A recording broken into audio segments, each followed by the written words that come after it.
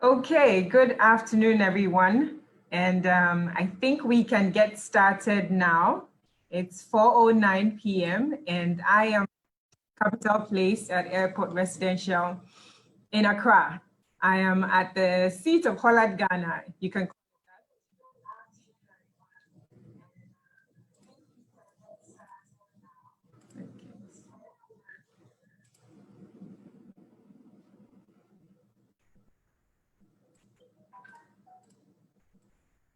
Okay, small technical hitch there, but we are on. So welcome everyone, good afternoon. And once again, welcome to Insured, all about insurance webinar series. And this is the third edition in our series, and each edition gets even better. This today is just exciting. I'm sure that most of you who have joined us are eager to hear what our senior corporates have to share with us. And as you know, Insured never disappoints. For us here, it's all about a conversation about insurance. And yes, even though it's insurance, it's everything that's related to insurance, which is also, in this case, wealth creation, and wealth protection. And seeing as we are in the year of unforeseen circumstances, now more than ever, it's a perfect moment to have conversations such as these. So just to share with us, all who are joining us, attendees, feel free to send us a question. You don't need to wait till the end, but here's what you have to do. Look at the bottom of your screen. You'll see that there's a little chat bubble. All you need to do is click that chat bubble and then type in your question. So as we start the conversation, if you have a question, before you forget, type your question and place it there. And then we will pick up your question as we go along and add it to the conversation to enrich the conversation. Now, a little bit about Hollard, Ghana. So for those of you who don't know us, but we are very certain that everyone on this webinar knows all about Hollard, Ghana. We are actually two companies, and that is Hollard Insurance Ghana and Hollard Life Assurance Ghana. We have two insurance businesses, a general insurance business and then a life insurance business. And together we form the Hollard Ghana group. Of course, we have Hollard Ghana Holdings, but the businesses that you tend to interact with are the insurance group and the life insurance. We hope that if you don't have a policy right now, as you're listening to us, when we are done, you will, reach out to us, and then we will help you to protect yourself and your wealth for the future. Now, I shared why we are here. We are here because it's become important that we have conversations that make sense, conversations that are easy to understand, that are jargon-free, that are down to earth, and conversations with people who actually know what they are talking about and can tell you what it is as it is, no frills. So we are here for Insured, and Insured is it's a series that we hope to continue as we go along month on month. And today's theme is very simple. Our theme is all about, wealth creation and protection, and how unforeseen circumstances influence these two significant dynamics in everyone's life, or at least their wealth building life. Now, on to the business of the day. And I have in my midst people who need no introduction. They are senior corporate executives. We have seen them all around the industries. We've seen them in the news.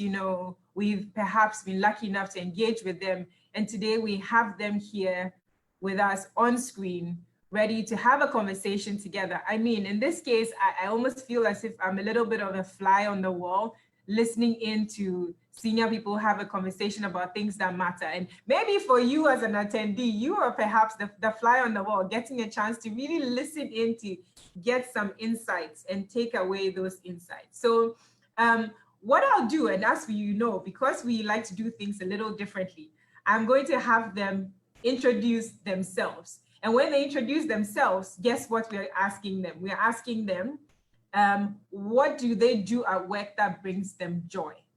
Now, we're saying that because, as you know, for us at Hollard Ghana, it's all about the things that, the things that are positive. We like to look at things from a positive perspective. And that's why we think it makes sense that at this moment, we should ask, what brings you joy? and what do you do? And I'll start with Patience. Good afternoon, and good afternoon to all of you, by the way. Thank you, Cynthia. Good afternoon, everyone.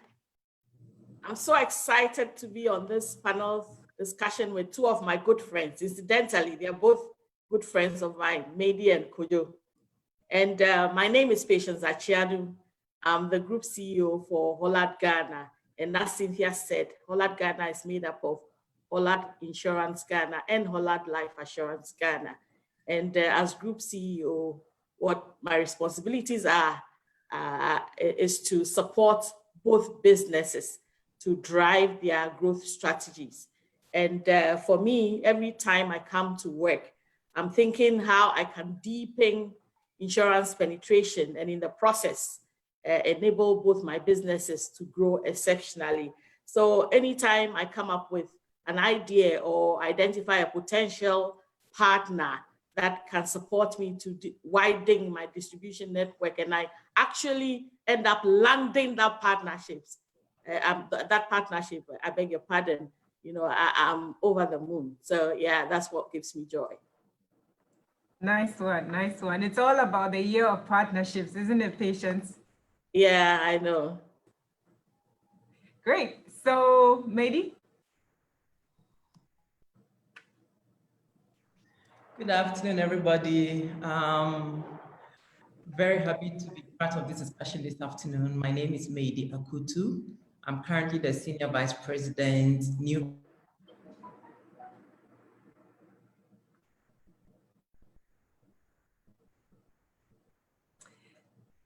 So I think we can switch to Kojo whilst Mady's internet connection comes back in. Kojo? Hi, thank you very much and welcome everybody. Thank you for participating. Without you, our presence will be irrelevant. So thank you very much for participating. My name is Kojo Addae-Mensah. I'm really humbled to be with you today. I consider myself the chief servant of the Databank Group. The Databank Group has three main subsidiaries: the brokerage subsidiary, the asset management subsidiary, and the financial services subsidiary. At Databank, one of our key objectives is to help Ghanaians achieve financial independence, which means getting to do what you want to do when you want to do it without necessarily being in debt. So to be honest, what gladdens my heart most is when we get a testimony from a client who says, thanks to Databank, I managed to take my child through school, or thanks to Databank, I managed to build or buy my dream home or get my dream car or do whatever it is that I set out to do. That really makes me happy at the end of the day. You know, if I may just slip that in, Kojo, it almost sounds like you could work with an insurance company from what you just said, because we love those as well. It's the year of partnership. We'll look at that. Indeed it is. Indeed it is. So Mady, we have you back. Do you want to take it? Do you want to take it from the top? Yes, sorry. Yeah, technical challenges. Anyway, as I was saying, I'm working for NutriSnacks for NutriFoods Ghana. We produce brands like Tasty Tom and NutriSnack biscuits, Perk biscuits. And my role is to drive innovation in the snacks category. What I enjoy about my job is to co-create with my team. When we have a challenge or an opportunity, we get together and we're trying to crack it together as a team. I really enjoy that process. I also particularly enjoy coaching. I love to see young managers really kind of under good supervision grow and achieve their potential. So those are two of the key things that I particularly enjoy in my job. Brilliant. And from what everyone has said, it sounds like there's a common thread of, you know, happiness when other things happen, when things fall in place and come together. So hopefully today, by the end of the conversation, other people who are listening in will get that same takeaway, that they understand how things can come together for them in terms of their wealth creation journey. So let's just jump straight into things. And, you know, I think it makes sense to start with Kojo. Let's ask you, for the lay people out there, for the people who don't know much about wealth, let's assume people don't really get it. What does wealth creation entail? To be honest, in my view, wealth is really your basket of assets. And by that, I'll mean a combination of your cash, landed property, people add gold, because gold is also a store of wealth. And then in my space, I'll add stocks, shares, bonds, bills into that basket. But more importantly, when I'm defining wealth, all this should come together also with a good name and good character. So that for me is what I will consider as wealth. And the growth of it is what you would call creating it and growing it. So you can create it initially with cash, a few more assets, as I've already said, and then with its growth, together with a good name and a good character. I don't consider you wealthy if you have all those things without a good name. Yeah. So Cynthia, let me just add to what Kojo just said, and to say that, for me, wealth generation starts with yourself. So firstly, investing in yourself. You are your greatest assets, really, and especially when you are young, you must spend a lot of money and time investing in your education, knowledge, acquisition, skills, etc., so that you can enhance your earning potential. Because the higher you earn and the less you spend, of course, the more you can invest in the assets that Kojo spoke about to build your wealth. Indeed. So a lot of emphasis is actually not on the quantitative things, but it's also on the soft things from what you've said. Sure. There's so much you can do with wealth creation if you don't add the other soft things, because ultimately those are the things that influence how far your wealth can go, if I understood that correctly. Correct. Indeed, yeah. Yeah, great. So in terms of this wealth, how can I build wealth? How can I build wealth? Let's take it from different segments. Let's take it from young professionals who are in stable jobs, maybe mid-level career, and then senior corporates, because I know that I was having a conversation recently with someone, and the conversation was about the fact that you'd be surprised that certain senior people are actually quite behind when it comes to building wealth, because they don't actually understand what the process is. And now that you've even thrown an extra dynamic into it, which is a good name, and then all the soft skills, how do I build wealth? It's looking more complicated than I thought. And I think we can push this to Patience. Patience, you have a banking background as well. Okay, thank you, Cynthia. I'm now an insurer, actually. But, before we tackle the subject of how to build wealth, I think we need to lay the foundation, of what wealth is. Because I recall when I was growing up, I used to be very impressed with people who had cars, this and that. I thought most people were rich till, I started working, and especially in the bank, and I realized that, wealth is not what many people think it is. Yeah. It's not just a basket of assets, but liabilities as well, and the net effect of that. And as an accountant, I'll take wealth from three perspectives. So as an accountant, and I am an accountant, by the way, the accountant's view of what wealth is the total value of your assets minus your debts or liabilities. Yeah. And with assets, we all know assets can be property, land, other assets like vehicles, etc., etc. But you need to take out of that, all the debt you have, so all your liabilities to get your net worth. So basically, the most common measure of wealth for an accountant is net worth. And the net worth is what I've just defined for you. And then the insurer's point of view is wealth is made up of your assets, both life and non-life assets. So with life assets, I already spoke about yourself. So the human assets, because it's the human being that can earn money, that can make investment decisions, etc. So investing in yourself, as I said earlier on, is part of building your wealth. And then, of course, we've got the non-life assets like those that I outlined earlier on. And then thirdly, from the economist point of view, and Kojo, you are an economist, you're always talking about scarce resources and stuff like that. So yes, for the economist, wealth is about accumulating valuable or scarce resources, you know. So very important to know that wealth is not just assets, but you need to take out your liabilities. Having said that, for me, I have a 5-point approach, you know, to how you can build wealth. The first is, from whatever you earn, please make sure that you don't spend, and that's why you need to invest in your internet.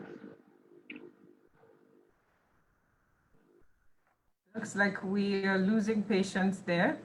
Yeah. But then the first one she said was, from whatever you spend. I'm eager to hear the rest. Patience. Okay, so we will just move on until we can get Patience back. Okay, she's back. Oh. She's back. Can you hear me? Yes, we can now. We can hear you. I know that these technical things.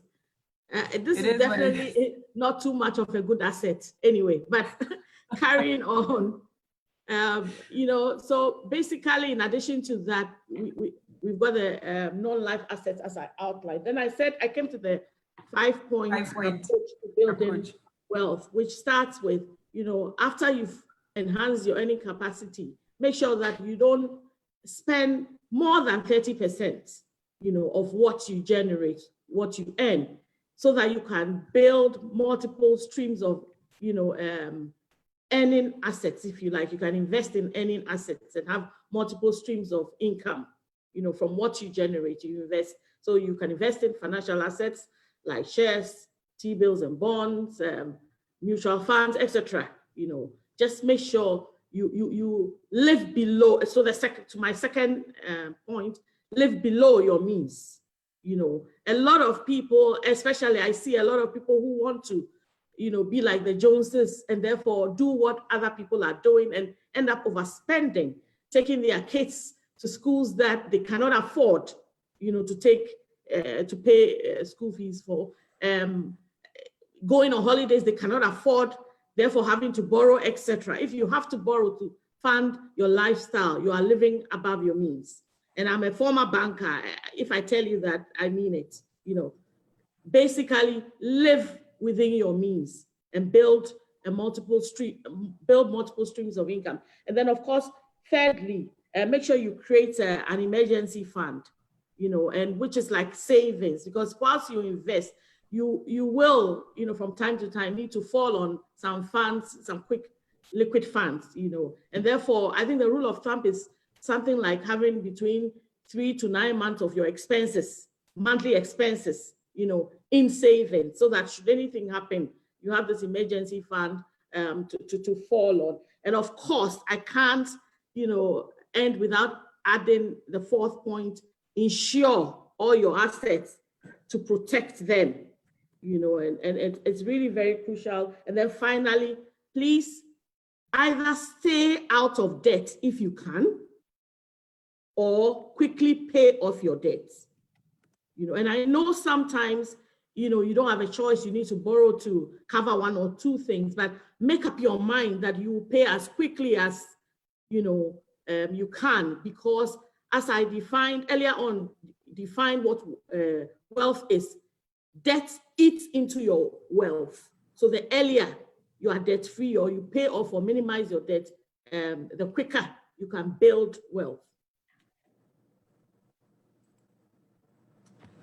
The Patience, that those 5 points were points that we can actually take out of this webinar and create another webinar on, because there were a lot of really important points there, from don't spend more than 30% of what you earn, live below your means, you know, build emergency funds, insure all your assets to protect them.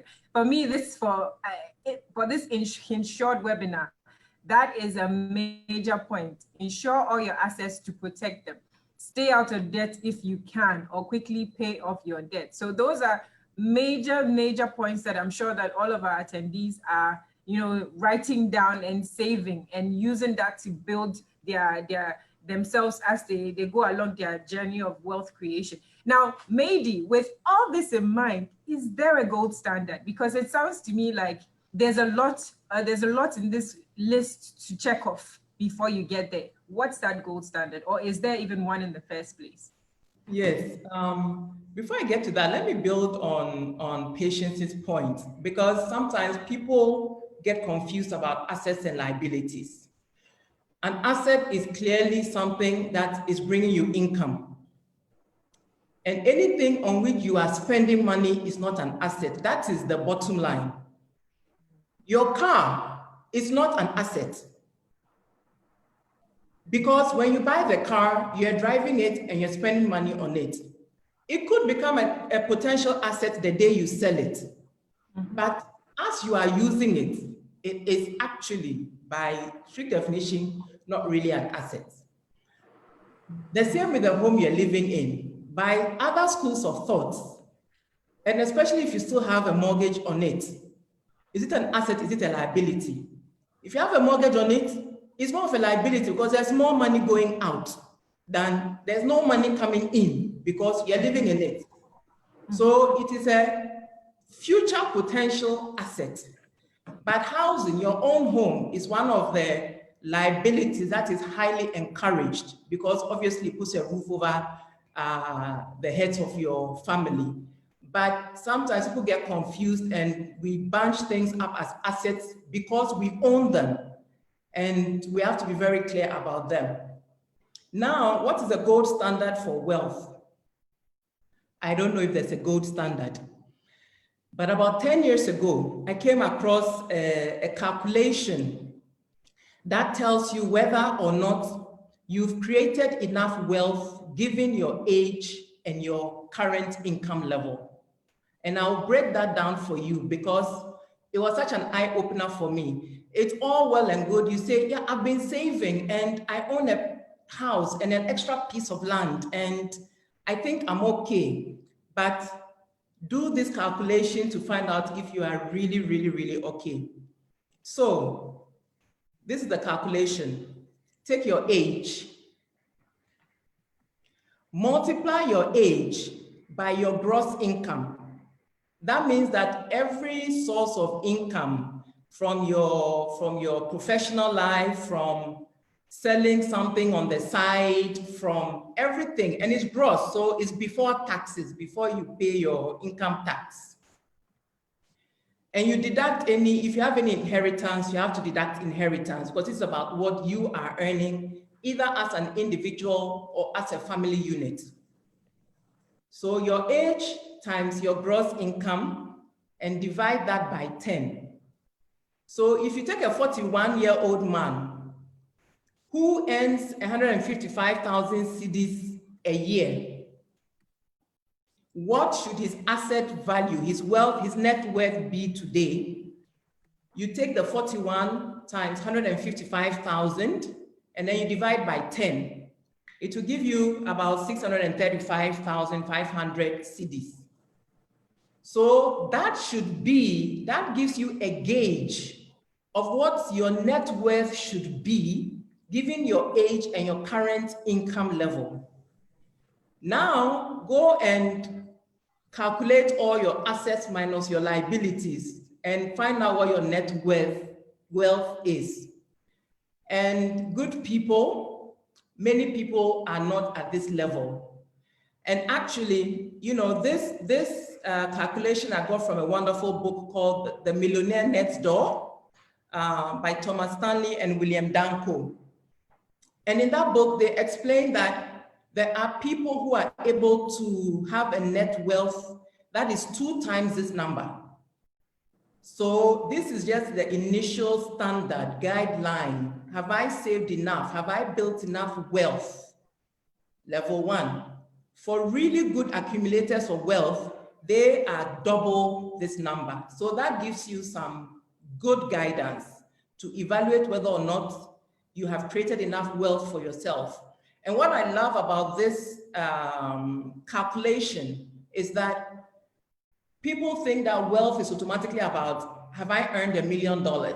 It's not, have I earned $1 million? It's about, at every stage in your life, are you putting away enough based on your earning capacity?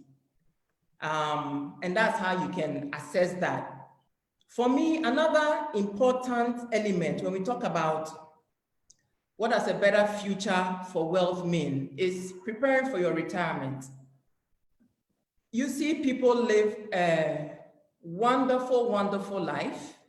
And then as soon as the salary stops coming in, they go into poverty. They go into poverty. And it shows very clearly that there was no wealth, significant wealth creation during their working years. And so you have to plan for your retirement. You have to think about how you're going to have income. And I remember Kojo, and I think Patience also mentioned passive income. For retirement, if you don't have the strength to go to work and continue on the 9-to-5 rat race, how much do you have invested that is bringing you passive income? So do you have properties rented that will bring in $1,000 a month? Do you have your stocks and bonds that is bringing in another $1,000 a month? So that you're guaranteed of a certain minimum income in retirement outside of your SNIT's contribution coming in. And then very importantly, when you think about retirement, and this somebody told me recently, and I thought, oh my God, I didn't think about that. Because when people think about retirement, they think about living expenses. Do I have enough to put food on the table and to pay ECG? They forget that as we all pray and wish to live long, 10 years, if you retire at 60 and you have a car and you have a home, 10 years after, at the age of 70, you are likely to replace your car. Do you have the capital to buy a new car? You forget that. 10 years, you have to renovate your house. Do you have enough funds to renovate your house, or do you just have enough money to get through the month? So as you're planning for that retirement, you have to think about how am I making sure that I can also afford those capital expenditures that will be coming through. Well, actually, from this conversation, perhaps we need to publish a whole write-up or book from all the insights and keys we are getting from all of you so far. And the essential thing that I took away was, one, you need to, multiply your gross income, take your age, and then divide it by, take your age, multiply your gross income and divide it by 10. And then with that as a starting point, then you can also look at, your assets, your liabilities, consider whether or not you have any passive income, and also think about the future in terms of what happens after you have retired. Now, in just thinking about that, the next question that comes to mind is it too late to start, or when is too early to start, and when is too late to even bother? And perhaps I should push this to Kojo, because this is something that you are consistently doing all the time. Listening in what Patience has said, those 5 major points, and then Mady has also come in with the, sort of a handbook on how to get started. At a certain point in time, is it too late? Because then it sounds like, look, at this point, I may have already gone too far. Let me just do what I can do and keep it moving. So a very, very, very good point. And thank you very much, Mady and Patience. You even actually hit some of my points for me. Thank you. But the answer is it's never too late to start investing and trying to create some wealth. It's never too late. But definitely the earlier you start, the easier it is and the better it is for you. And maybe that suggested that even in retirement, there are still some capital expenditures that are required. A lot of people think that, oh, my kids are going to sort me out. That is some mentality people go in. And Cynthia, to your intro, how they do not sustain the wealth that they've created. They create the wealth, they don't sustain it thinking that their kids will sort them out. So they start mismanaging it and misusing it. But in your 70s, even sometimes in your 80s, you may need a new car, you may need to renovate. So it's never ever too late to start. At any point in time, you need to start. I even encourage pensioners to put something aside out of their pension, because that pension is like your constant stream of or your salary. And it's good to put something aside. But it's never too late to start. The earlier you start, the better. And I'll share some numbers with you. And this is, I know that I'll hold certain things constant. Patients did say I'm an economist. So, economists, we like holding things constant and the like. But ceteris paribus. Let's just say that as an individual, you want to achieve a goal of 1 million cedis. You just want to create a pot of 1 million cedis cash, nothing else. And the average return is 15%. And you want to do this by the time you are age 60, which is your retirement age. So to do this 15% return, inflation is constant, depreciation is constant, and all you have, the only variable here we have is time. Just is the only variable we are talking about. If you are 25 years old, to hit that million, all you need to invest is 89 cedis a month. If you are 25 years old, all you need is 89 cedis a month. You will hit $1 million by the time you are age 60. By then, you would have contributed 37,225, and your interest that you would have earned is about 962,774. Now, 5 years on, if you wait and you want to start 5 years on, that number goes to 180 cedis. Just in 5 years that you waited and didn't start investing. Then you wait another 5 years, 35 years old. That number again is doubling, 367 cedis. They say life begins at 40. If you wait till you are 40 years before you start investing towards that 1 million goal, you are going to have to put aside 762 cedis. So just look at what the few years difference, 15 years difference has done, from 89 cedis all the way to 762. Now, as the years go longer, it gets worse. By the time you wait till you are about 50, I think it's almost 3,000 plus cedis. So the important thing is to start early. It is very, very important. The earlier you start, the easier it is. And then investing and putting money aside, whether it's for insurance or whatever it is a habit. And it's such a habit that you should get to the point where if you haven't invested, a month has gone by and you haven't done your investment, you shouldn't feel cool. And Patience did the 30% calculate. She talked about the 30% thing. Mine is even smaller. What I recommend sometimes is smaller. A lot of Ghanaians are Christians and we believe in tithing. And tithing is 10% of what you earn, isn't it? Yeah. So I always have a saying that says, if you can tithe, then you can invest. I don't see why you can tithe 10% of your income to the glory of God, and you can't tithe 10% of your income to your own glory and invest in your own self for your own future. So and the 10% doesn't stress you out. It is something that you can do without even batting an eyelid. So I always encourage, especially the young ones, that it's never too early to start, and you don't need some huge lump sum money to start that you are waiting to hit it big before you start investing. It's not important at all. And Patience made a fantastic submission when she said she introduced the liabilities thing. A lot of the young guys, you see people sitting in some, Chevys and SUVs and all, and you're like, wow. You have no idea. Maybe the guy owes big time. In fact, probably has some warrant on his head and is driving. And then you are doing everything possible to do same. It's not necessary. It takes time. All you have to do is invest slowly and steadily and consistently. You get there and you have your freedom without being in debt. Debt is such a terrible thing. So that's what I'll say. It's really never too late. But the earlier you start, the better it is and the easier it is for you. Indeed. So just in as much as Maybe, go ahead. So I'll come in to wrap up. One point that Kojo made. the money is never going to be enough. You imagine that, oh, I'm only earning 2,000 cedis a month, take home. It's not enough.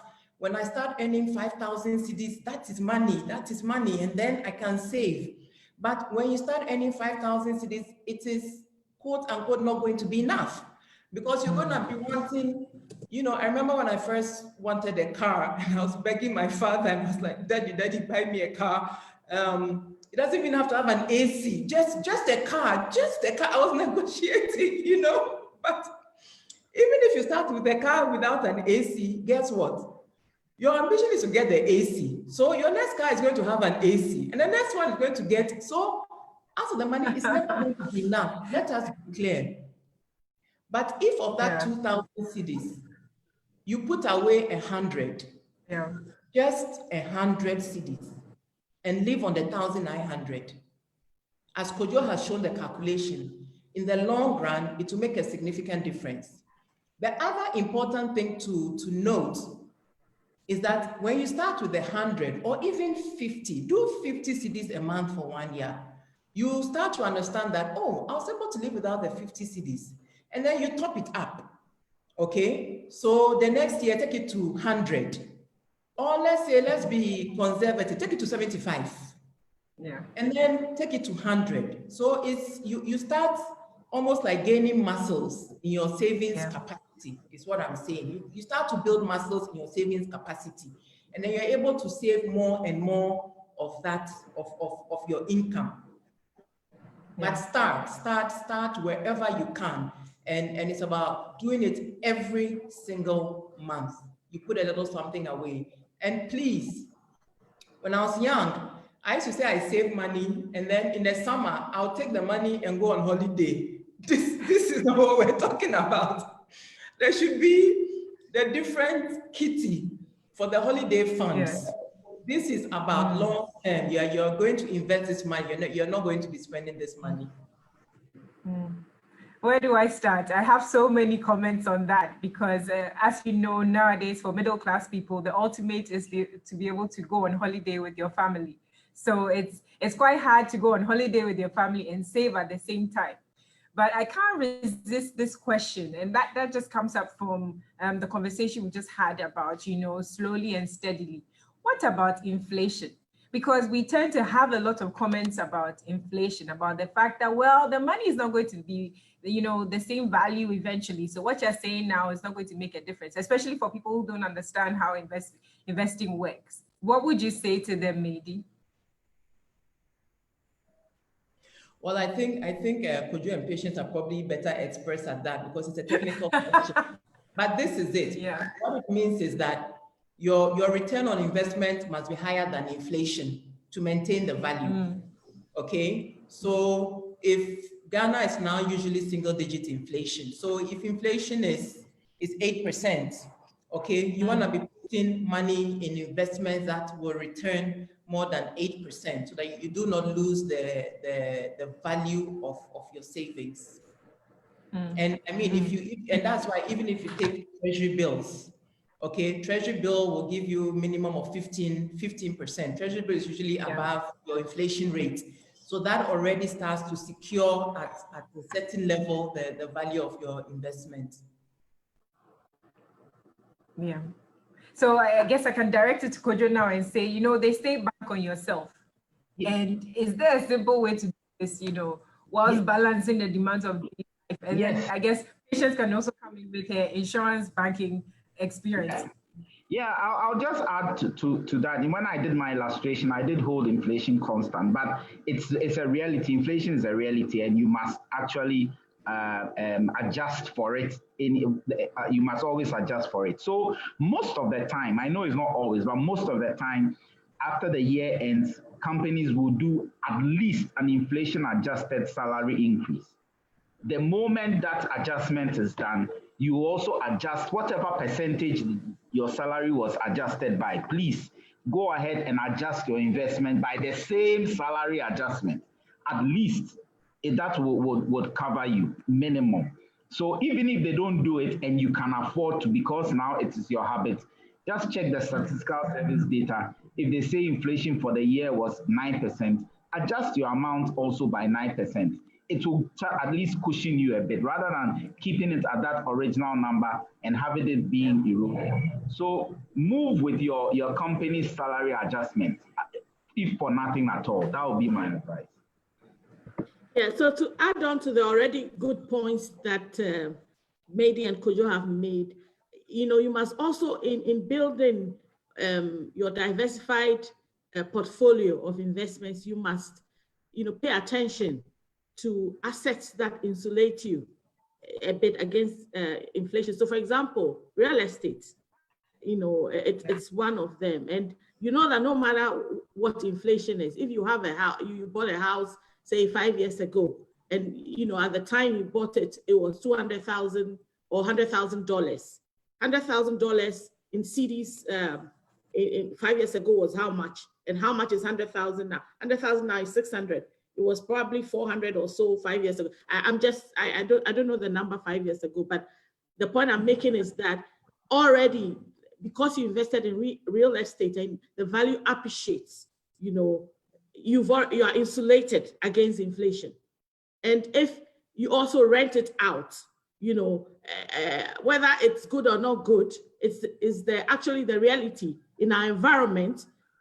Real estate is pegged to the dollar because we build a safety mechanism to protect the assets, and its return. So that category of assets insulates you against inflation. So in choosing assets to invest in, you must diversify. Obviously, you can't put all your money in real estate, but you must have some real estate in your portfolio, in addition to others that, Mady and Kojo have spoken about, like even T-bills and bonds, kind of insulate you against inflation as well, because the returns are higher than, the depreciation in our currency. So, and then inflation as well. So really, these are some of the things to consider. Look for assets or investments with the right returns to match the risk, that you're taking. And I think it's quite it's a defeatist mentality to start with the problem and say, our currency is going to just, depreciate, so I'm doing nothing. No, you've got to start with something because, over time, it all adds up. Indeed, patience. And from what you said about just the fact that, you have to plan well, and you also have to consider the fact that you have to sink your money into land so that is solid. It brings me to our next question about unforeseen circumstances. About the fact that even 2020 on its own is a test case in unforeseen circumstances. And COVID-19 has revealed that the impact of these uncertainties on wealth building, there are also other factors to consider, even volatile interest rates. In this sense, let's bring in the insurance aspect of it. Let's think about protection. How can we protect our wealth? So you've bought the land, you've invested the money, you are doing slow but steady, you are making sure that you are saving certain percentage, and even as Kojo said, you are tithing for yourself. How can you protect that? And that's actually the core of this discussion. You've gotten on that journey, you've done all these things, you've checked all the boxes. What next? So, Cynthia, how can we protect? Let's not even go with COVID-19. It's an extraordinary, situation, but life generally is full of uncertainties, really, from birth through to growing up, your education, when it comes to career, when it comes to family, things like that are fraught with uncertainty, So really, before we even come to something like this, for people to think that without COVID-19, there's no need for insurance. That's why I'm trying to create, the right. Uncertainty is part of life. And it's just wise along the way at every stage to make sure that you protect yourself and those you love, from things that you cannot control. So for example, we talked about your greatest asset, yourself. I mean, you are the income earner. Without you, what will your family do? Why wouldn't you insure your life? so that should something happen to you, your family is covered. You know, in addition, of course, to your other assets that you have. And then going to your non-life assets, you've got, so you have a lineup of, you know, investments in houses, land, etc. And you're saying that you don't have insurance cover to, you know, for, to take care of, to protect your assets against damage, fire, theft, burglary, etc. You know, why wouldn't you do that? You spent money, you know, putting these up. Why wouldn't you, and we all know that things happen. Why wouldn't you cover, you know, for these contingencies by, you know, taking adequate, you know, insurance for them? You have your car. So yeah, you know, a car may not in the strictest sense of the word qualify as an earning asset, but it is an asset. You know, you must protect your car. And it beats my mind how somebody can buy a car for, say, you know, 100,000 cedis and do insurance, third-party insurance, and pay annually 300 cedis. Why would you do that? You know, when you don't know what will happen.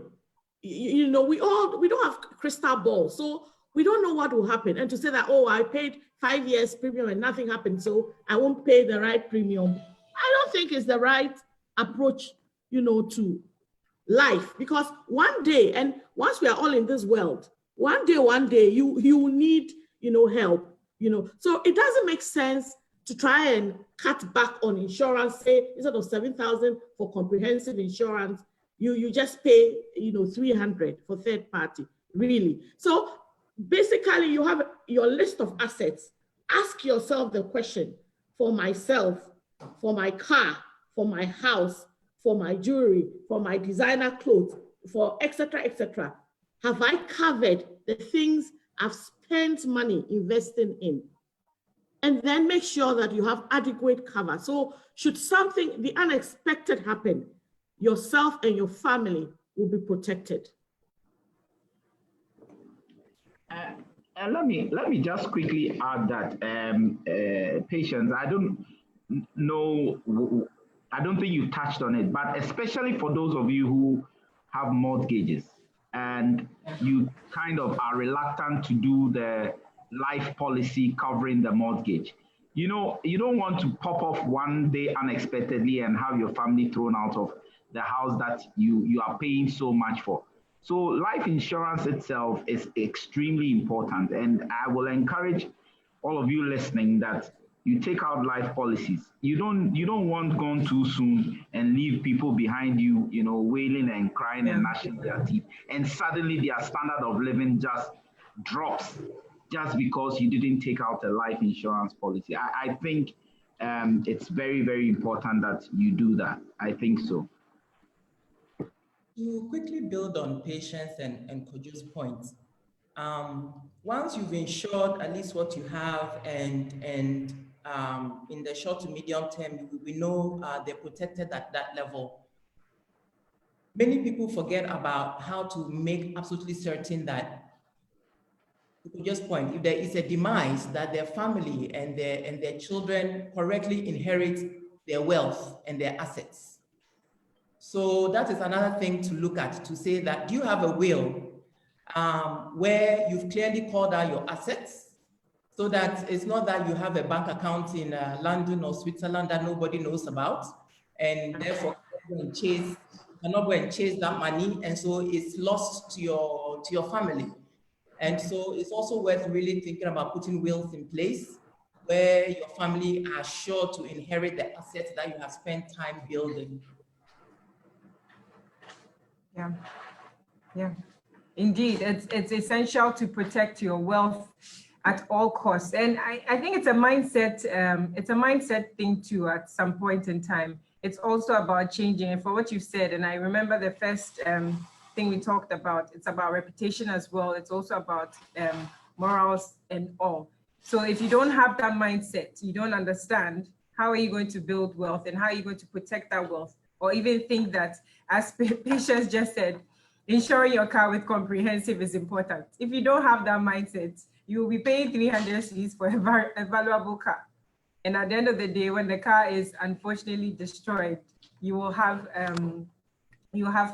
problems. Now, but I think when we talk about protection, and insurance in Ghana is really just, it's bargaining. And as much as insurance has been available in Ghana for a long time, it's at the point where it's on the cusp of really taking off. When it comes to wealth, why has it been neglected so much? Why has, you know, the protection part of wealth building been neglected so much? I'll push that to Kojo. You did talk about, you know, taking life policies and more, but why up now has that not been a major issue of conversation? I don't know if the angle I'll take it from is something that fits well with you, but I'm going to take it from a certain angle. You know, as of now, I don't think insurance firms protect investments, the one I know about. So if somebody comes, say, to Databank to invest in some stocks, bonds, or a mutual fund, and we go out to say we need to protect that one, the cost there, I don't think any client can pay that premium because of the level of, maybe I'll say, dishonesty that sits within the system. I can't imagine patients going out to say, okay, let me insure a certain mutual fund. Then she has no control over what I am doing with that mutual fund to determine whether we are following the rules or regulations. So that's direct insurance of investments per se in our part of the world, stocks, bonds, mutual fund, T-bills, does not exist right now.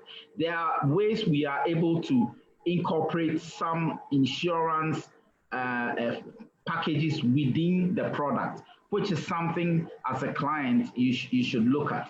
More importantly, when you are going to invest in any of these products, you must make sure that you know exactly what it is you are investing in, what you are putting your money in, and making sure that it will last beyond you and it's not some 9-day wonder thing. It's very, very important that you think about that part, because you will not get a traditional insurance product protecting that investment. What you need to do to protect that investment is first look at the characteristics of the product, look at the firm that you are dealing with. Are they properly registered? Are they following all the rules and regulations? Are they filing their returns? Are they having their annual general meetings? That in itself is insured, is protection on its own. But another part, and I alluded to it, is thinking that, oh, life is short, I don't need to sustain this wealth beyond a certain age, and you start squandering. No, that mindset must be removed completely.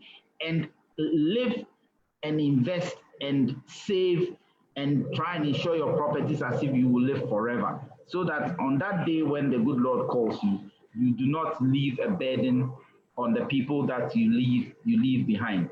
But I think soon, one day, I hope the NIC will be able to figure out a way of clients protecting their investments through traditional insurance products. I think the banking industry is coming up with something like that, but not in the fund management and investment world. So as an individual, your best protection of your wealth to be able to have it sustained for a long time is to know the product you are putting your money in and the company in which you are dealing with. A lot of people go into buying an investment product or even buying an insurance product without understanding the product itself. I see people saying, I bought an insurance product and it matured and I didn't get my money. And I'm like, do you maybe really understand the product that you bought? Maybe the event that should happen for you to access that money hasn't, happened. So you always have to understand the product and understand what the characteristics are so that it is sustainable for you. That's the angle from which I'll come on that question. I think I can bring this back to Patience and say, Patience, what are your thoughts on this angle?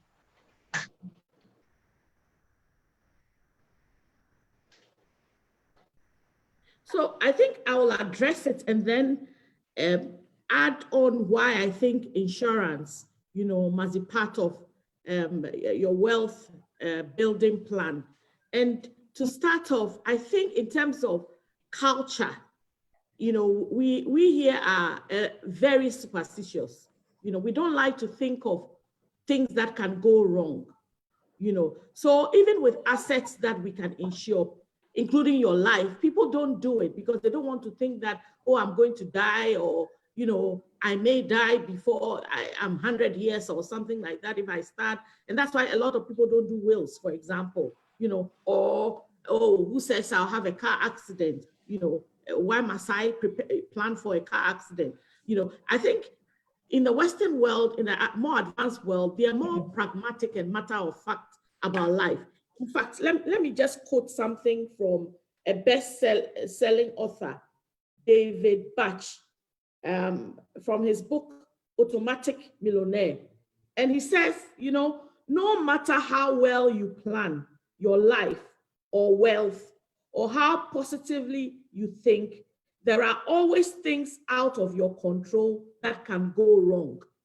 It's matter of fact, okay? So because of that, one of the first things people do is include insurance on their budget, premium, you know, to pay for their house, for their car, for a personal liability, you know, for professional indemnity if they are professionals, and for other things.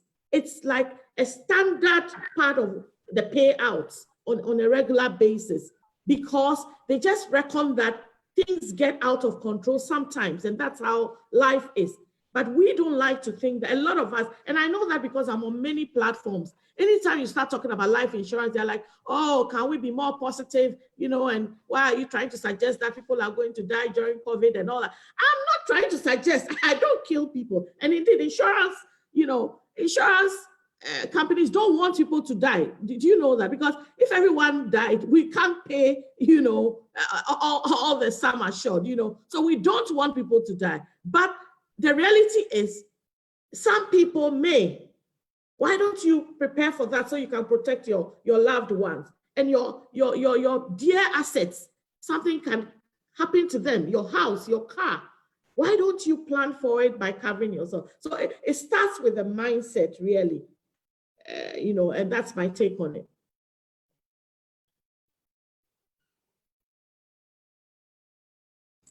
Lady, do you have any thoughts from these two very separate but very similar angles on wealth protection and insurance? No, just also the fact that we need to educate on what insurance is and what it can do for you. If I think of myself as a professional, for the longest time, the only time anybody spoke to me about insurance was when I got a car, and they're like, okay, go get a car insurance. Nobody explained to me what the benefits are, that there are other insurance policies that you can take, etc. So you get the car insurance as one thing because it was obligatory. It was many years before I had the opportunity to really understand what insurance was and is about, and to broaden my knowledge and understanding on that subject. But I think, for example, if I recall accurately, Hollard is in partnership with one of the petrol marts to have stands there, to have closer access to the public. And I love that concept, because that's exactly what people need. Back in the day, for example, for most people, banks were these big buildings where you only went in when you had a suit. And then the banks went out to the Mokola women and talked to them in the market and explained to them why they should bank and keep their money in the bank. And then we started getting more people banking. And a similar thing needs to be done with insurance. We have to educate at all levels of society so that people understand. And we have to take insurance to them and not wait for them to come to that big, beautiful office that you have, because they may be intimidated by the office. So let's go out, let's educate, and let's get more people in the fold. Okay, indeed. Thank you. So I think at this point, I'm going to stop and just take some questions and read some comments from our attendees.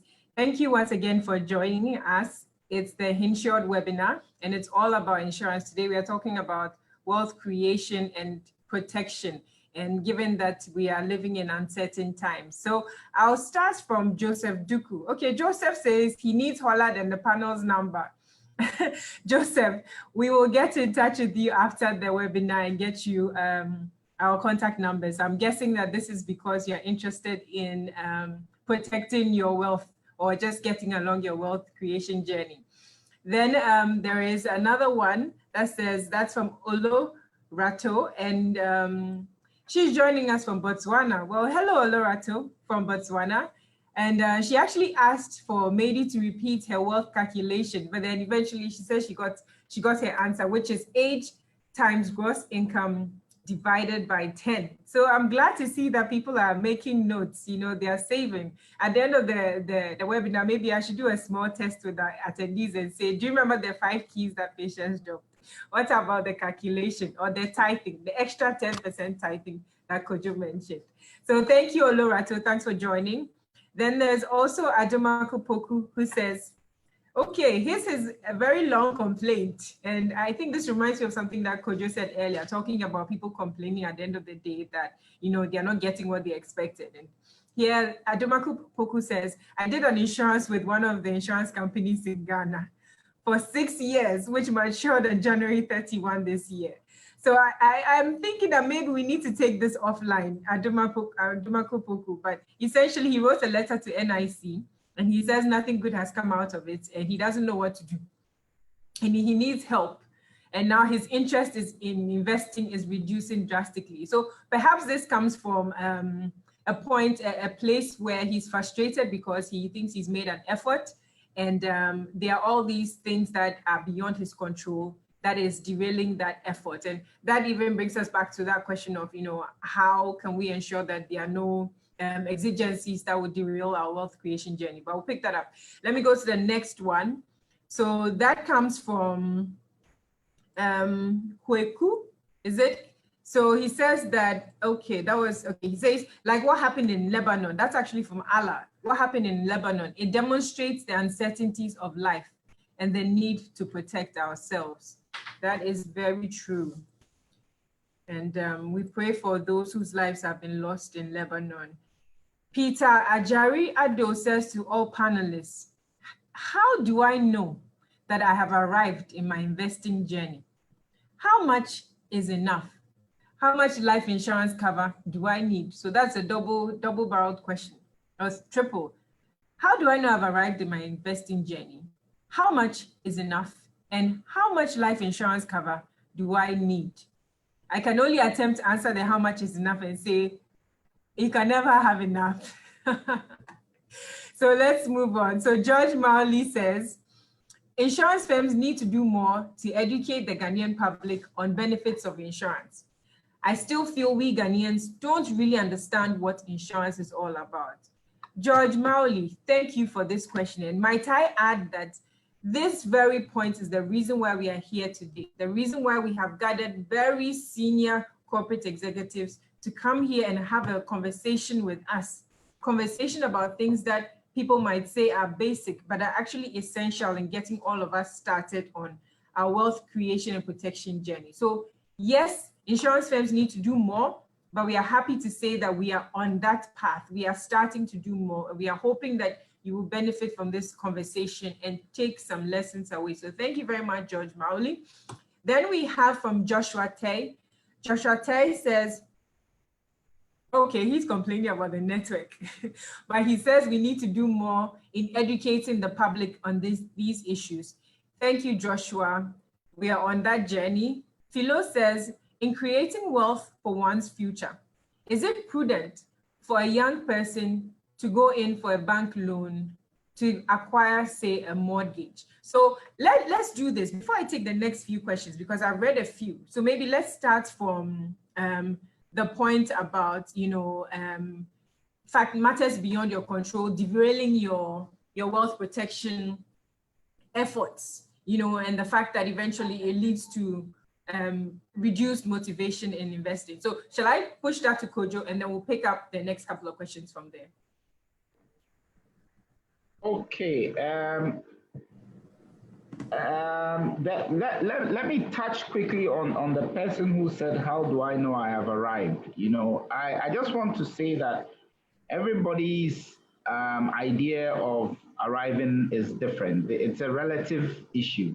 And even the word rich is relative. And I keep referring people to Oprah Winfrey and asking them, why will Oprah still be working? I mean, and still earning money? She was at one point the richest female in the world. So it's all very relative. The important thing, the most important thing is to know what you want and know how to get what you want properly, asking the right professionals the right questions.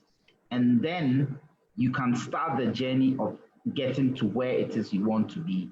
And as Patience and Nady said, without being in debt. Debt erodes everything altogether, you know. And the other one was about the uncertainty or the disappointment, you know, and it speaks to product knowledge. And a lot of the time, we listen to our friends. We listen to what somebody said. Hey, you know, I went and did this thing and I got this and it was good. For all you know, it was good at a point in time and not necessarily the right product at this present time. We do not ask questions. We always prefer to listen to friends and cronies rather than asking the right people, the professionals, the questions. I don't know whether it's intimidation or fear. So yes, we also as professionals have a duty to go out there to the people rather than wait for them to come to us. But we need to go to them and do the education. The education can never be enough. We need to keep educating and educating and educating and always ask. There's no business in Ghana without a regulator, especially when it comes to the financial services, when it comes to insurance, when it comes to fund management, when investing, banking, there's always a regulator. Find out, you can find out from regulators, are these people properly regulated? Are they behaving? Don't be afraid to ask the questions. It is your best protection.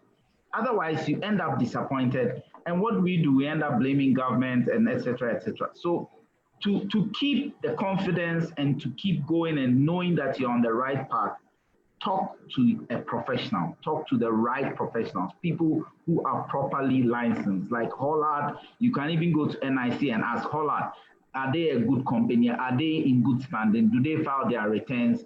You can check the CEO and check her background. What's her experience? I bet you won't get a better insurer than her. That one I know, I've worked with her before. So those are the kinds of things you should be asking. Then it gives you confidence to keep going. Can I also just add that in investing and building your wealth, that is why it is advised not to have all your eggs in one basket. Okay, so of course, when you start out, you may have one asset or one wealth portfolio, but that is why it's recommended to diversify up to a certain level so that if anything happens and there's some dramatic issue on one, your entire life savings is not sitting in that one pot. Yeah. So that is it. And as with all things in life, yes, sometimes a boat will be rocked, okay, and there might be some disappointment, and not all your wealth, some of your wealth might go away. But one important thing as well is that once you build the muscles for creating and growing your wealth, it's easier to rebound, okay, after a setback and to do even better and to continue. But if you never start, then of course your muscles are very weak. And if you give up too easily as well, you end up with little to no wealth. So just knowing that it's a journey and it's a learning process. And the more you do it, you make some mistakes, you learn, you improve, and you continue on that journey. Patience, any thoughts before I get into the rest of the questions? No, I think Okay. it's been exhausted. Yeah. Okay, great. So Philo had asked, in creating wealth for one's future, is it prudent for a young person to go in for a bank loan to acquire, say, a mortgage? Patience, would you want to take this? Yes, I'll take that. So, taking a mortgage in itself is not wrong. And I can use myself as an example. The first house, I bought with my husband, we used, HFC, it's Republic Bank now, an HFC loan. But I must say that I hate being in debt. And so every day I got that. And for those of you who knew how that HFC, mortgage used to work, the amounts balloon despite your monthly repayment. They don't come down, they go up. So each time I saw my statement, I had palpitation. I'm like, I have to pay this off. I used to disturb my husband so much. We just have to pay this off. So we were not comfortable, in debt. So the first time we got bulk amount of money, we went and quickly cleared it, and we're out of debt in the shortest possible time. Even though it was like a lifetime, a mortgage, we were supposed to clear it, at age 60 or something, but no, it didn't take, more than 5 years to clear that thing, because we just couldn't handle the, ballooning balances, So you may need to do that because yes, it makes sense sometimes to take a loan, get a house instead of going to rent. Because when you are renting, you're actually paying away the money. But when you are paying, repaying, a housing loan, the house is yours. And to the extent that you quickly finish paying for it, it becomes fully yours. So it's a good idea if you don't have all the money to take the loan, especially if it's a subsidized, loan. When you work in a bank, sometimes you get a subsidized loan. But if it's not even subsidized, I took for my first house, HFC, I quickly paid it off. So you must make up your mind to quickly, not to be comfortable in debt and to quickly pay off. Let me quickly say, please don't go and take a loan to go and buy clothes and to go and buy wigs and to go and buy shoes. And please do not take loans for those little material things. It's very tempting, especially when you are very young. Guys, don't start. Otherwise, you won't be able, you will find yourself in perpetual debt till death do you part. I beg you. Mortgage and is please. But not for those frivolous things. Absolutely. And if you do have a credit card, a lot of lenders tell you, oh, you can just pay 3% every month, 5%. Please don't buy that. You don't want a credit card debt hanging over your neck. You don't want that.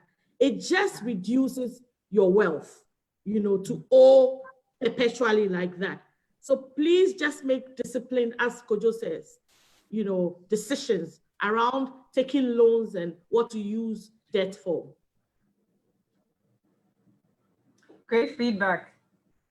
Great feedback, especially for mid-career professionals like myself, who at this point in time are working on either their first mortgages or are literally on the cusp. I think that the answers you've given are very valuable in terms of making decisions about moving forward, because I do know people who are hesitant because they are afraid of debt, but then there are also others who are just, jumping without necessarily examining all the factors involved.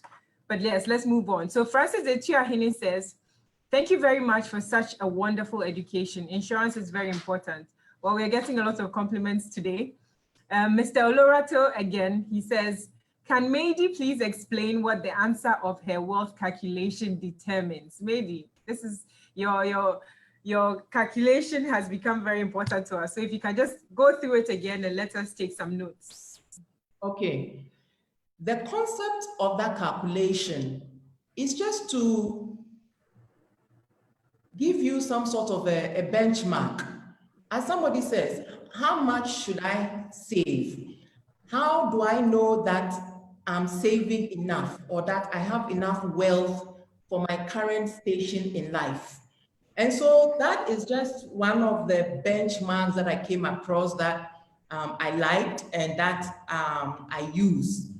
So there are two parts. One is the calculation tells you where you should be aiming for loosely, okay? So you aim for, you want to, when you calculate, you want to be at this number. If you want to be a super saver, super wealth accumulator, you want to be 2 times that number.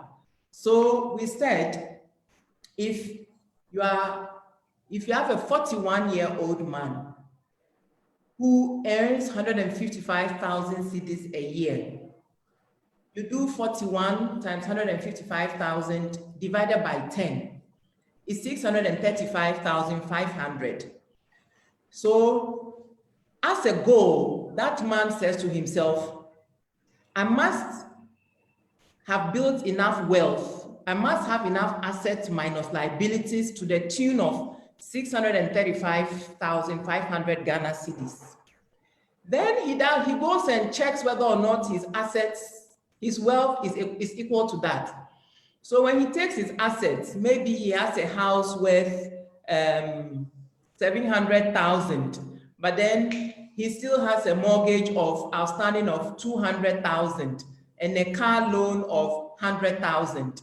Okay, so that number is coming to what, about 500,000 or less. 700 minus 200 is 5 minus 100. So his net worth, his wealth is 400,000.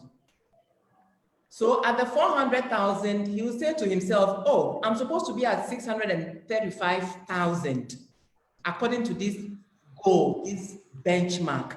So then he knows that, oh, I have to try and accumulate more wealth, assuming my salary remains constant. But of course, his age is going up. So a year from today, he's going to be putting aside more money.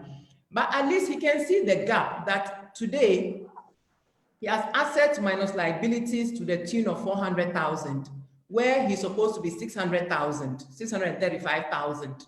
So he can then put a plan in place to try and get to the 635,000. By the same token, somebody else may do the same numbers, but that person saves more. So that person may have accumulated more assets so that their current wealth, they probably have a house, they have investments in stocks and bonds, and they have properties that they're renting. And so the net assets minus liabilities is maybe 900,000 cedis. So when he does this and he says, oh, you're supposed to have a net wealth of 635,000, but he has 900,000. Bravo, he's above where he should be. But then he can give himself another target, because the book says that there's some people, a lot of people who actually do double that number. So he can then stretch himself and says, actually, if I'm already over the 635, let me try and aim for the 1.2 million. And then put a plan in place to save more, and invest better, to have a net wealth of 1.2 million. So that's how to use it. So at every few years, you do that calculation. And another important part about this is, imagine this guy gets a promotion and now he's 42 years old. Let me get a calculator. Imagine now he's 45 years old and his salary is 200,000. Hold on, so 45 times 200,000 divided by 10. So if at the age of 45, he's earning 200,000, his net wealth should be 900,000. So it just, it keeps pushing that benchmark up. So as soon as he gets that promotion and he knows, okay, I shouldn't be spending all that extra income. I need to invest more of my increased salary. But it's just one of the multiple benchmarks out there, I'm sure, that people can use to guide them to determine whether or not their savings and net wealth levels are adequate. Great. So because we have quite a number of questions, I think I'm just going to have to run through quickly, because we have about 7 here and we have 3 more here. So I'll jump into Geraldine Obedu's comment. She says, I agree with Mady. Truth be told, most business executives have little knowledge of insurance. They stand to be educated only when an insurance event occurs and there is a probable loss. Rightly so, because we go to training programs and conferences on wealth creation and entrepreneurship, but little education is raised on the relevance of insurance. I believe insurance practitioners should embark on a crusade to ensure insurance is a significant feature on business engagements and conferences. This move will advance the cause of making insurance relevant in our financial planning. Thank you very much, Geraldine Abedu. We are grateful for your comment, and very well said indeed. LA says, loans are good if it creates value for you. Access loans or credit cards where you need the liquidity to create good returns, i.e. buy a house to rent, use funds for a business that you are very experienced with and cash flows are guaranteed. Just be careful not to take loans to consume if you don't have commensurate income. And this goes back to what Kojo talked about earlier. Thank you for the seminar and for the opportunity. This is from Emmanuel, and he says, God bless you and Hollard, amen. My question goes to Kojo. We have seen popular banks and financial institutions, which we thought were doing well, but collapsed. People lost a lot of investment. How secure is the private pension scheme sector? So Kojo, let me just take a few more questions. I see some more questions here that may be relevant to you to answer. It says here, will you advise investing in Ghana while living abroad? Does our culture, and that's from Jeffrey Osei-Bunsu, from Alexander Addae-Mensah, he says, does our culture influence our investment appetite in any way, good or bad? So let me just leave it here, and then we'll come back and take the rest of the questions. So Kojo, if you got the questions. Yeah, I got on the collapse and whether it's good to invest in the private pension sector. My answer is yes. Listen, my answer is yes. And in fact, the new Pensions Act, I'm straying into pensions area, but the new Pensions Act 766 prescribes how pensions must operate. And it prescribes how private sector pensions must operate. And indeed, that is the purpose for tier 2 and 3. If you come to the pension side, tier 2 and 3 make room for private sector pensions to come in, and it is by law. And that's why I keep saying that when you are deciding which private sector pension fund or company or investment company you are going to deal with, do some due diligence, do some background checks. A lot of the time we're either feeling too lazy to do that, or we just want somebody to tell us that, oh, it is good, and then we go without ourselves checking. No private sector pension scheme, whether tier 2 or 3, can operate without a proper license from the National Pensions Regulatory Authority. Go and check, are they properly licensed? Are they up to date with all their filings? So it's good. In fact, the law permits private sector participation in that sector, and in our sector as well, same. We are governed by, Act 929, Securities and Exchange Commission. So ask those questions, and you will be able to be comfortable dealing with any of them. The guy who asked if it's good to invest in Ghana while abroad, yes, you should.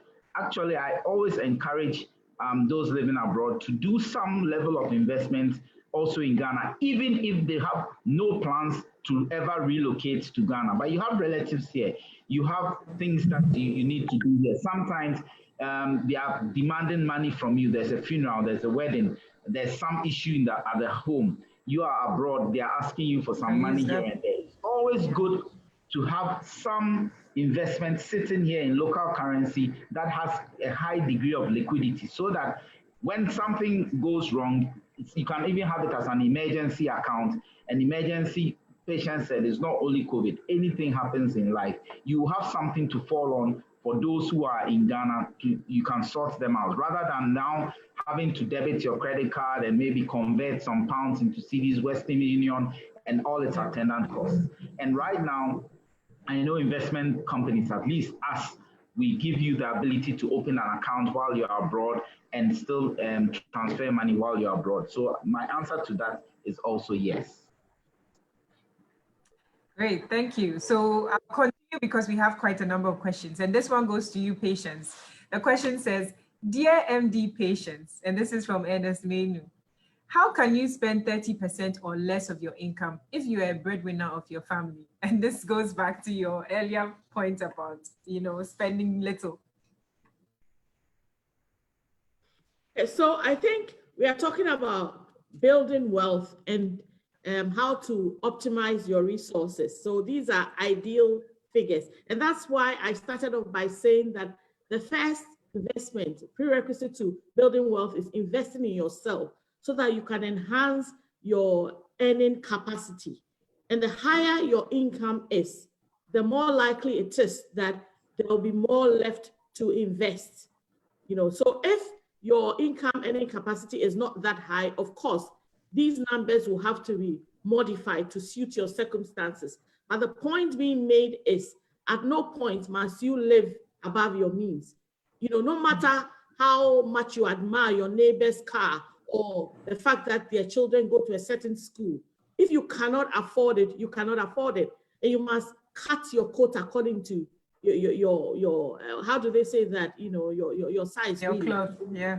Yeah, and therefore, fundamentally, it's about staying within your means and making sure you do not spend all your money.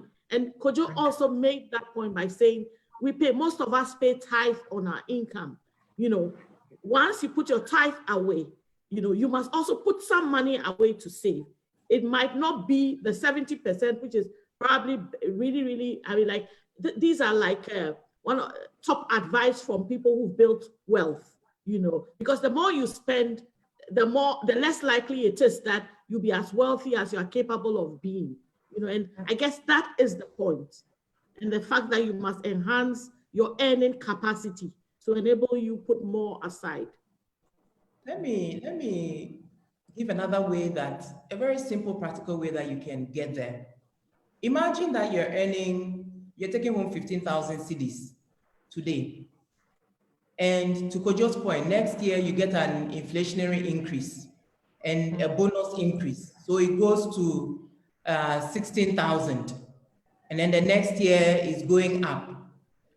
If you kept your budget and your family expenditure at 15,000, and all the increases in terms of inflationary increases, performance increases, you don't spend them, that already starts to create that gap.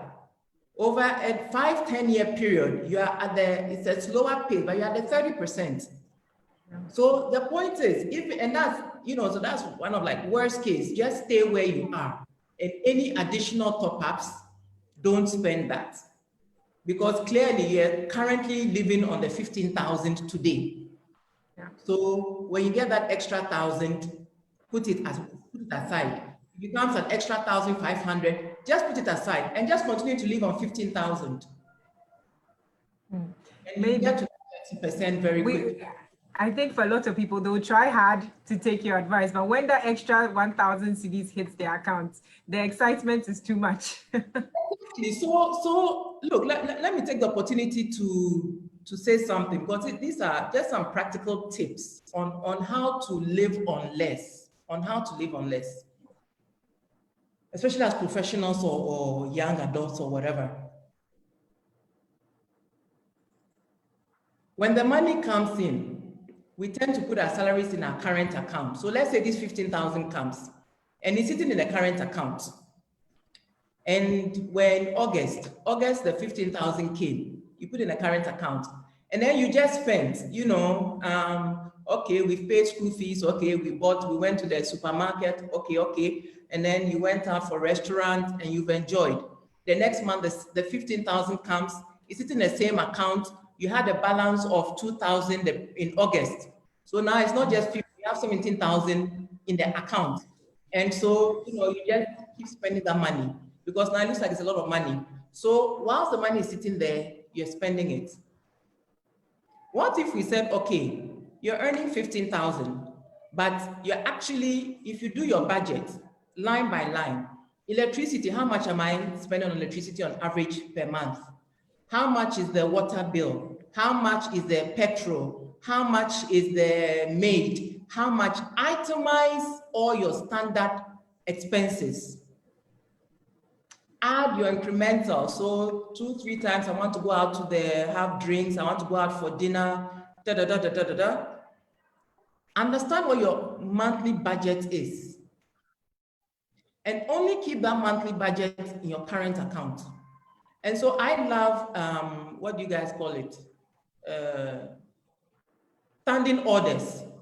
Yeah. As soon as the money goes into your current account, at the end of the month, a standing order, you tell the bank 15,000 will come in every month from my salary.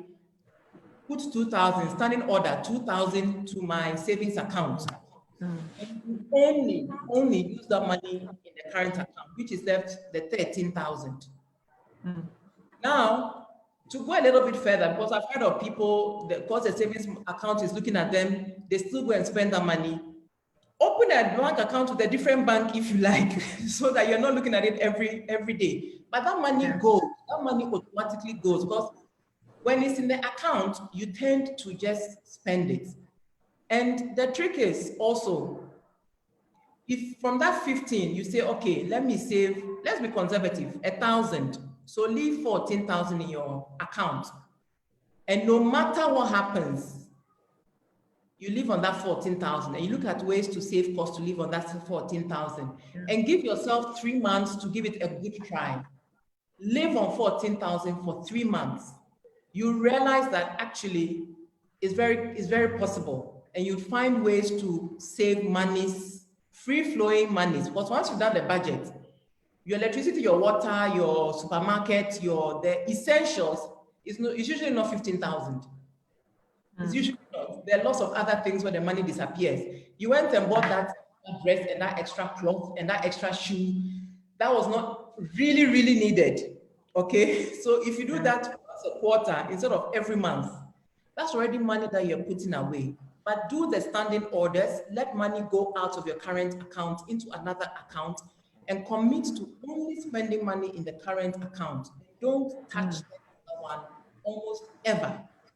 And that's, you have to learn to live on less. Indeed, well said, well said. So I think I'm going to go back to Patience here, because this is another insurance related question. And the question says, from Joseph Duku, what is the effect on our investment after COVID-19? What is the difference between the Hollard insurance investment and Databank investment packages? Okay, what investment is best guarantees capital or cash? And then there was another question here on insurance. Okay, can insurance, and that's from Kweku Kegasi, can insurance cushion an individual for a better retirement? And yes, okay, so I think those are the insurance related questions. The last few questions look like they will go to Kojo, but Patience, can you answer that one, and then we can take those? I'll start, but I can't hold brief for Databank. Kojo is here, so I'll just say what the Hollard investment products cover, and the fact that we don't do mutual funds. I guess with Databank, they do have investments that are mutual funds, and we don't do that. What we have a number of products that are, we have one that is goal-based, a goal-based investment. So on a monthly basis, you can pay a flat amount of money towards a determined target amount for something in a number of years, between 5 to 20 years. Whatever you want to do with the money, you can identify it and then set a target. And then we'll tell you how much you need to contribute, a flat amount that you need to contribute on a monthly basis to achieve that target. So we've got that. And no matter what happens, even if the policyholder dies, we will guarantee that at maturity, the target will be paid out to your beneficiaries. So that's where, from an insurance point of view, other people like Kojo don't do that kind of thing unless you've started doing that kind of thing, but you don't guarantee to continue to preserve that investment and pay out to the beneficiary of the investor should they pass on. We do that, and then in addition to that, we also have one that you can determine your savings plan. So you can determine that, say in 5 years or 10 years, and I'll answer the other question from the gentleman who is it Kweku, who asked whether insurance can cushion you for a better retirement. So yes, with the savings plan of ours, you can determine that, say, in 10 years' time, or whenever it is that you're going on retirement, you want to have, say, 2 million Ghana cedis. And based on that, we can compute what then you need to pay on a monthly basis to be able to arrive at that target amount. So that then will cushion you. So in addition to your private pension and your state, etc., you can then have this amount which will mature by the time you are about to retire to cushion you during your retirement. So these are some of, and for me, what excites me is this is an opportunity for you to put small amounts of money away and they add on to a certain target at a set time period, really. Because, you know, we all know how we are all like dreaming of getting some big amount of money to put in T-bills and bonds, etc. And sometimes it's difficult to get that together. But you don't have to wait for that big amount. On a monthly basis, you can set aside an amount that you can do without, and then put in this investment plan towards an identified set target at a specified time period. So these are very useful ways of cushioning yourself for retirement, and also saving and building up what you need for an identified objective. So Kojo, before you come in to answer the second part of that question, let me just share another question from George Mauliquist. And he says, how different will Addae Fund from Databank be different from child education insurance policy from Hollard? Okay, this question is, George, can you rephrase your question? It's a little confusing. How different will Addae Fund from Databank be different from child education insurance policy from Hollard? B, since they are aiming at a particular goal to better the lives of our kids. So maybe he's trying to say, how different are these two policies in aiming at the goal to, you know, enable a better life for children, for their children? I get his question. Yeah. I perfectly understand his question. And I think it speaks to that other part of the question that came up. You know, I would like to answer it this way. Insurance and investments, as we have it here, are two completely different things, and both are extremely important. You need to have both. You can't, it's not advisable to be there and not have any of the two or both of them. They are two separate things altogether. And the way I try to simplify it as much as I can to people is that when it comes to insurance, an event must usually happen for you to access what it is that you have been insuring towards. An event must happen. So I bring it down to the car as an example. If you insure your car, you will pay a premium. To be able to access the benefit of that premium, an accident of some sort or something has to happen to the car for you to access it. You can't just go to the insurance firm and say, I've been paying premium for 3 years, so I want all that money that I've been paying back. Sometimes there's a discount, a no-claim discount that the insurance firms have brought in. But when it comes to insurance, an event must happen. When it comes to investments in our area, as an example, an event does not necessarily have to happen for you to access your funds. So the guy who is asking about Addae Fund and then the education policies that insurance firms sell, they are two separate things. We have a product towards which is going to help you towards paying fees for your child. We recommend a minimum number of years that you must invest. But if for one reason or the other, you started in 2020 and in January 2021, you are not happy again, you feel like coming for your money, you can just come and take your money away and go away. Whereas maybe in insurance, if you read the product characteristics properly, certain conditions must be met before you can access that money that you were paying towards the child's insurance, educational insurance policy. So there are two separate but very important things. Very, very, very important, because like for insurance, when you are buying the product, they ask you all those questions about in the event of death, what happens, who is the beneficiary, who . But in investments, we may not necessarily ask you all those questions. If you pop off for one reason or the other, then letters of administration comes in. So there are two separate things. It's a pity sometimes most of us, due to lack of education and knowledge, we tend to mix both insurance and investments as if they are the same thing. They are not the same thing. They are two separate important things. Both are important products you must have. But for me, an event must happen to access your insurance. And for investments, you can come in on Monday. On Friday, if you are not happy, you can come for your money and walk away. And thank you, Kojo. And I noticed that we have fast, I think, our time. Thank you for your patience, just even answering all the questions that have come. And thank you to our attendees for staying on and asking great questions. We have more questions, and we have just about, I think, in our extra time, we have about 10 minutes. I could say we are in injury time at this point. So let me see if I could quickly run through the questions that we have, and then we can take it as a wrap-up question, and then maybe one last question that we go. So I'll read very quickly what we have here. Oh, so George, this is a comment. How often, or question, how often are you going to be organizing these webinars? I think it's a good thing which you must uphold.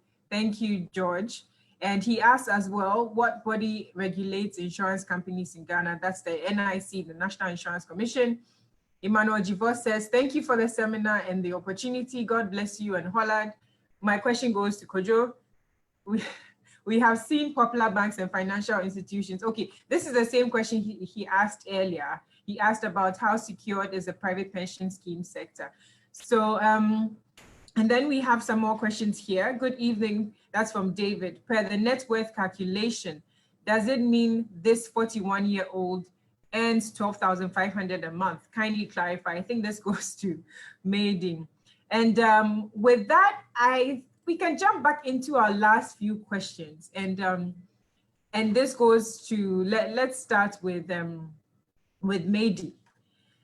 As a senior corporate with so much experience, you've been in the market for so long, you've seen it all, you know, and at the point at which you are, what is that one thing that people can do to secure their personal and maybe go to the extent of even influencing the security of corporate wealth? What's that one thing that they can do?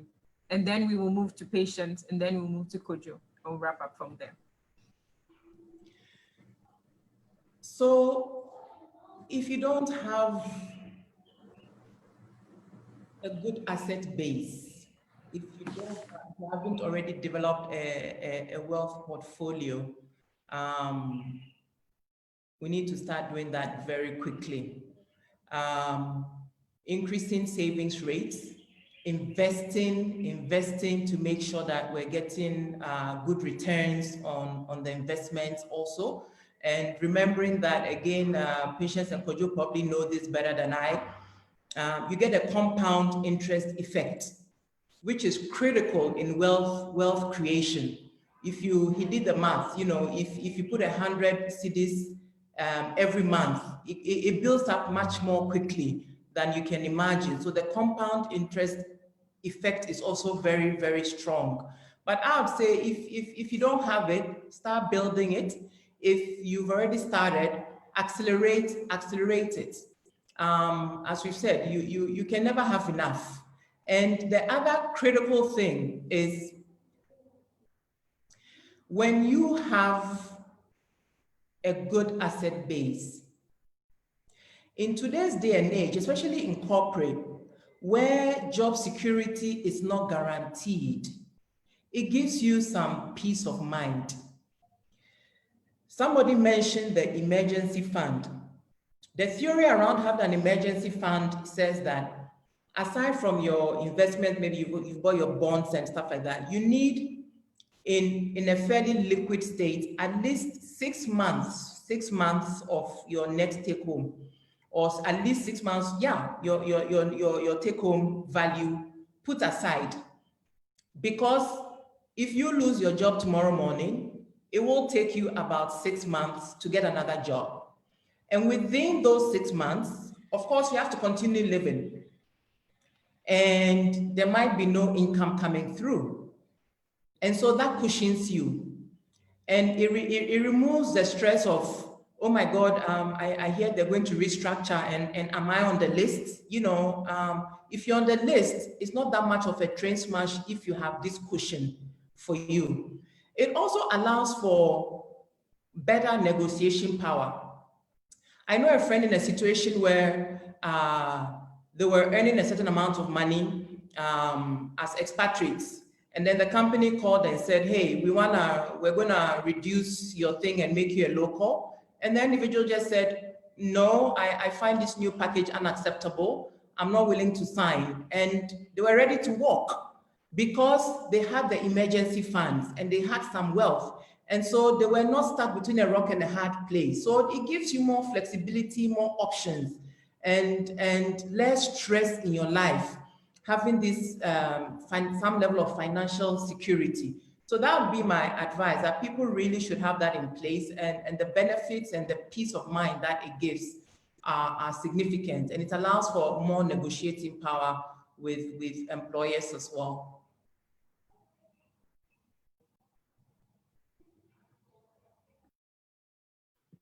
Okay. Okay, so with me, you know, I'm not a professional, you know, insurance, you know, person, but since I joined the industry almost 2 years ago, I've actually fallen in love with insurance because, you know, to the point that was made, a lot of people don't have enough understanding of what insurance does. And in addition to being a protection mechanism, protecting yourself and your assets against the unexpected, is actually a way of investing, you know, Kojo. You know, and I found that it's an investment channel with about the highest, you know, returns that I know. Because you take an example with your car insurance. You know, yes, you will say that maybe for 5 years you haven't claimed, but who can tell me on this panel that you've never had an accident before over your driving life? It will be rare. So sooner or later, you have to access insurance.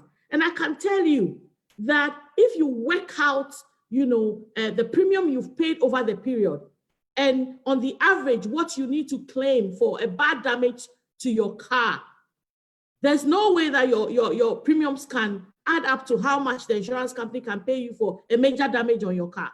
So you work out the returns. If you had put the money aside somewhere, whether at the time you are claiming, you know, making that claim, you would have had that in a normal investment. You know, there's this story that I really, really like during this pandemic, which is about Wimbledon, and Kojo, that's your favorite, you know, where, you know, Wimbledon is Kojo's favorite stadium, you know, and where they used to insure over 17 years for event cancellation, 2.6 million pounds every year for 17 years. And I'm sure some accountants almost stopped that.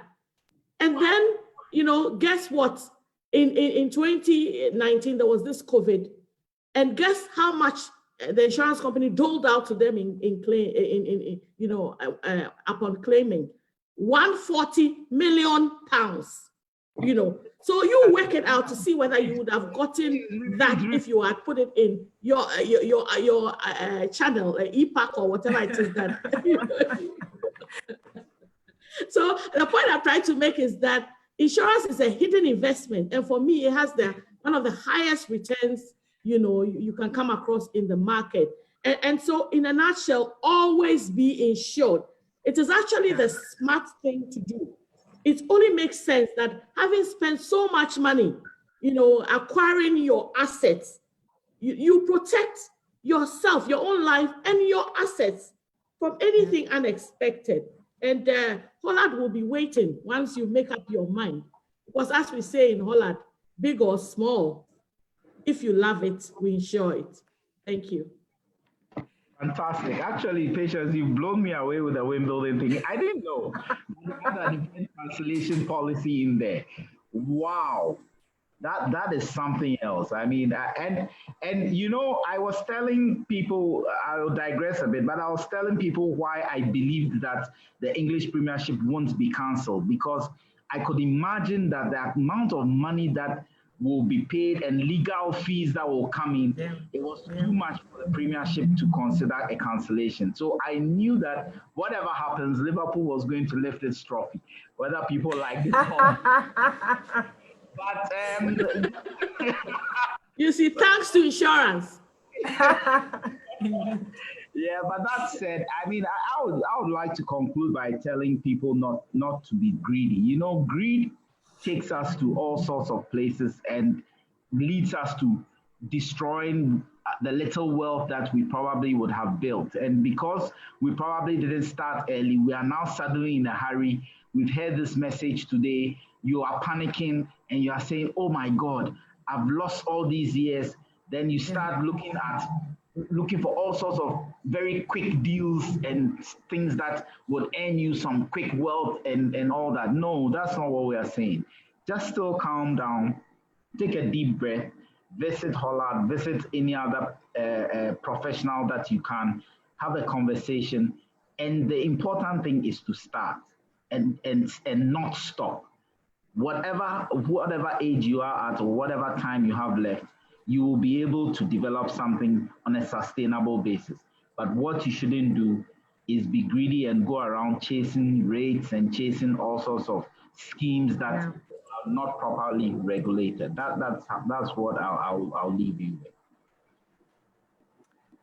And with that, I just say, wow, what a great session. It's been a good 2 hours actually of insights upon insights upon insights. So thank you to our attendees for staying with us. I'm sure that your notebooks are full. We've had so many different insights coming in, from the 5 points to, you know, the tithing for yourself, to, you know, the calculator, to just the fact that you should also invest in capital, in capital items, also to the fact that you need to consider, you know, post-pension. You need to pay yourself, but you also need to save.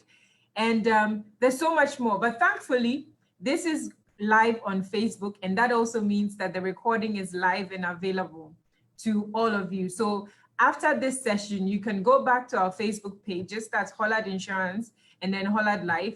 Just click on the videos again, rewind it to your heart's delight, because I noticed that we have some more questions about the calculator and trying to understand for investment and pensions. And I think that if you could just go back to the video, scroll back and listen again to all of the submissions that our experienced execs have shared with us, I think that it would help you greatly. So to those of you who are thinking about, you know, buying your first home, the mortgages, thinking about debt, you know, thinking about planning, about, you know, where you are in your wealth creation journey, or perhaps you are further along in your career and you're worried that you didn't get started early, the tips have been shared. All you need to do is go back to this video and watch it. And we are very happy as Hollard Ghana to be able to help you by giving you access to these senior corporates that you probably would not have access to, telling you things in a very down-to-earth, straightforward manner. It's about wealth creation and wealth protection. And we from Hollard Ghana, we say thank you. Thank you to our panelists. Thank you to you for, you know, making time to just be with us today and share your insights with the world. And before I go, because this is Hollard Ghana, I want to share a little insight about the things that we do. I'm just going to throw this here. Since we are talking about protection, you need to protect your home and your household possessions. And we know that your household possessions mean the world to you. Now, you don't need to worry about what could go wrong, because we've got you covered.